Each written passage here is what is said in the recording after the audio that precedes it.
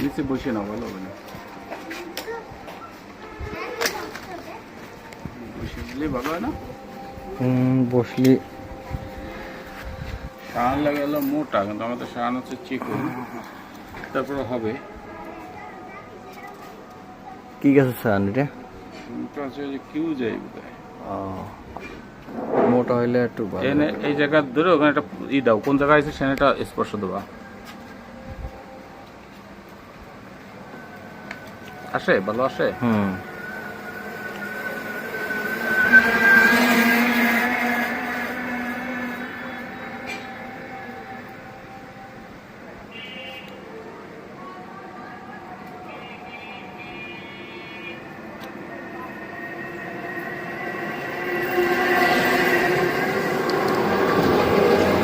সহজ।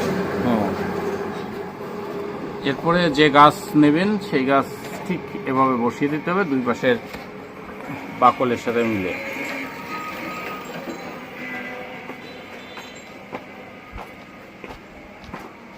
এটা করার সময় একটু সাবধান যাতে হাতে না লাগে, আমার এই যে হাতে লেগে কাটে গেছিল।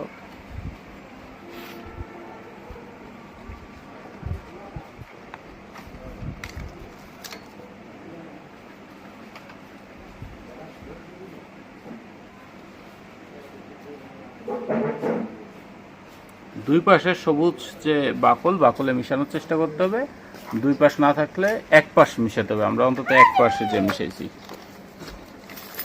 আর অত কাছ থেকে দিলে কি আসে ভালো? গোলা হয়ে যায়। হ্যাঁ, গোলা হয়ে যায় বেশি কাছে। এবার আসুন না, এবার এবার ঠিক আছে। এরপর এটা পলিথিন, সাধারণ যে পলিথিন, ওই পলিথিনই নিয়ে যেতে হবে। 0 সাইজ, তাই না? টান দিলে আমরা যে ব্যাগ ব্যবহার করি সেটাই কেটে তারপরে নেওয়া হয়েছে।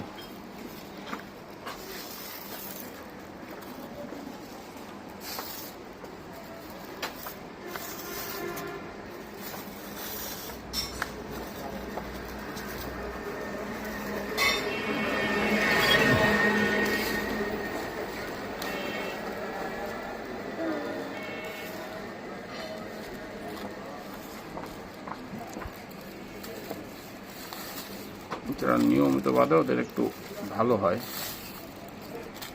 প্রফেশনাল যারা, ওরা তো একটা নিয়ে বেঁধে ফেলে। নার্সারিতে যারা কাজ করে,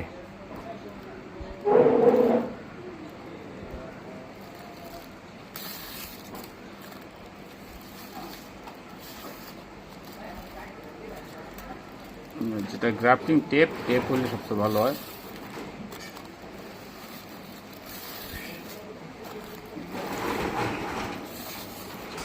খরচ বেশি।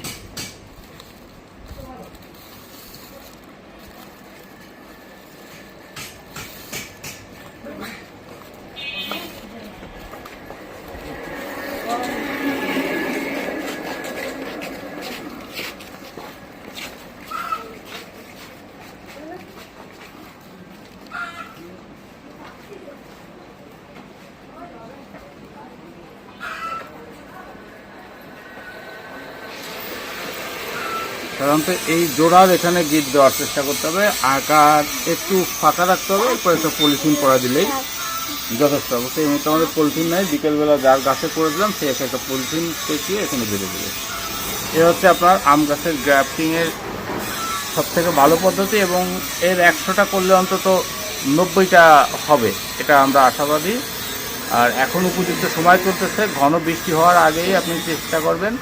যখন 10 থেকে 15 দিন সময় হবে, এখানে টুক্কা দিলে যদি এইগুলো ঝরে যায় তাহলে বুঝবেন যে দ্রুত হচ্ছে, আর যদি এটা না ধরে তাহলে নষ্ট হতে হচ্ছে, আবার পুনরায় করতে হবে। এখন উপযুক্ত সময়, আপনারা এখন করতে পারেন, দেখে দেখে আপনারা নিজেরা করতে পারেন, একসময় হয়ে যাবে।